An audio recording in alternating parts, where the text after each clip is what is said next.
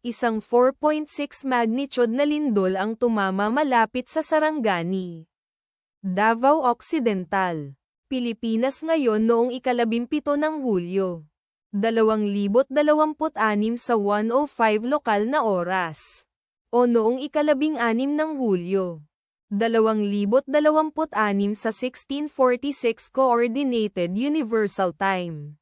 Tulad ng iniulat ng EMSC sa website nito, ang lindol ay matatagpuan sa mababaw na lalim na 14.0 na kilometro sa ibaba ng ibabaw.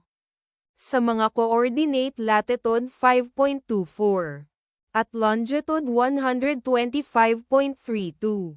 Ang eksaktong magnitude, epicenter at lalim ng lindol ay maaaring baguhin sa loob ng susunod na ilang oras o minuto habang sinusuri ng mga seismologist ang data, at pinipino ang kanilang mga kalkulasyon, o habang inilalabas ng ibang mga ahensya ang kanilang ulat.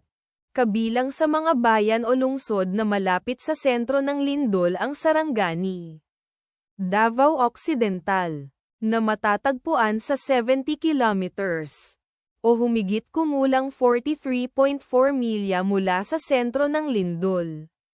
General Santos, na matatagpuan sa 98 kilometers, o humigit kumulang 60.8 milya ang layo.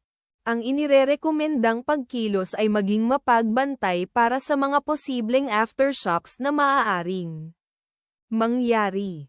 Ang taya ng panahon para sa lugar na malapit sa sentro ng lindol ngayon ay inaasahang magiging maulap sa hapon na may posibleng mga bagyo.